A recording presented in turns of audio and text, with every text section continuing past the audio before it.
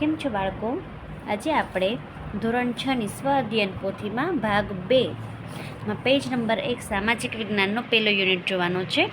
પહેલા વિકલ્પનો જવાબ છે એ ઉત્તર, બીજા વિકલ્પનો જવાબ છે ડી અમદાવાદ, ત્યાર પછી ત્રીજા વિકલ્પનો જવાબ છે ડી અભિલેખો, ચોથા વિકલ્પનો જવાબ છે ડી ઉપરના તમામ, પાંચમા વિકલ્પનો જવાબ છે સી જૂનાગઢ અને છઠ્ઠા વિકલ્પનો જવાબ છે ડી મહાત્મા મંદિર ગાંધીનગર. ત્યાર પછીનો પેજ જોઈએ. ઈરાનીઓ સિંધુ નદીને શું કહેતા? હિન્ડોસ, બી. આઠમાનો જવાબ છે ડી એ અને બી બંને સાચા. નવમાનો જવાબ છે ડી સિક્કા.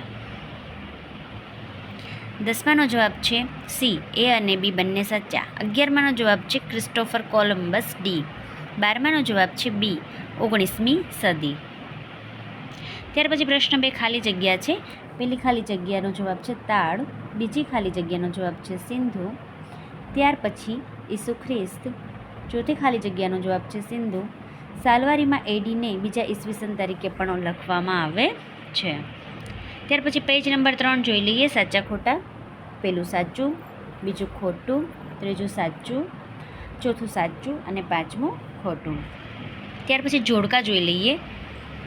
બીસી પહેલાંનો જવાબ છે ત્રીજું ઈસવીસન પૂર્વે, ત્યાર પછી એડી એટલે કે ઈસવીસન, સીઈ એનો જવાબ છે સાધારણ યુગ અને બીસીઈ એનો જવાબ છે સાધારણ યુગ પૂર્વે. ત્યાર પછી મને ઓળખો.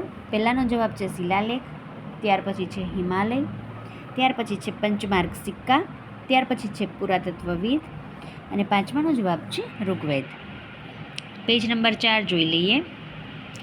સાલવારી પ્રમાણે છે એ ઘટના લખવાની છે.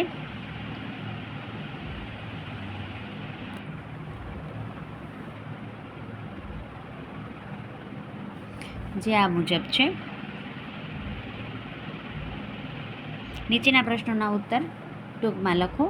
ઇતિહાસ જાણવાના સ્ત્રોત કયા છે? અભિલેખો, તાડપત્રો, તામ્રપત્રો, ભોજપત્રો, સ્થાપત્યો, સિક્કાઓ વગેરે. પ્રાચીન સમયમાં માનવી શાના ઉપર લખાણ કરતો? તાડપત્રો, તામ્રપત્રો, ભોજપત્રો, શિલાલેખો, સ્તંભો વગેરે. ભારતમાં પ્રાચીન હસ્તપ્રતો કઈ ભાષામાં લખાયેલા છે? સંસ્કૃત, પ્રાકૃત અને તામિલ. ત્યાર પછી ચોથાનો જવાબ છે રાજાઓ અને તેના શાસનકાળ વિશે, તેના રાજ્ય વિસ્તાર, વહીવટી, ધાર્મિક, સામાજિક અને સાંસ્કૃતિક બાબતો વિશે અભિલેખોમાંથી માહિતી મળે છે.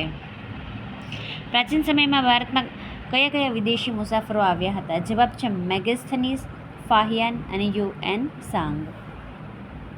છઠ્ઠાનો જવાબ છે પ્રાચીન સ્થળોનું ઉત્ખનન કરવાથી શું મળે? તો કે ઇમારતોના અવશેષો મળે, પથ્થર અને ઈંટોના બનેલા મકાનો મળે, વાસણો મળે, સિક્કાઓ મળે, આભૂષણો અને હથિયારો મળે.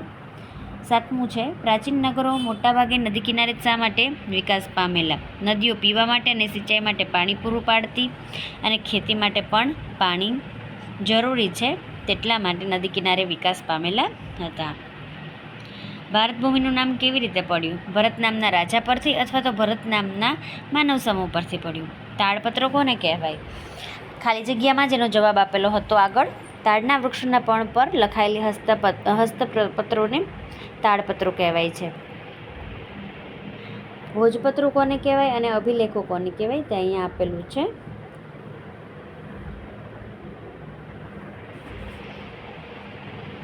તામ્રપત્રો કોને કહેવાય? તાંબાના પતરા પર કોતરીને લખેલા લેખને તામ્રપત્રો કહે છે.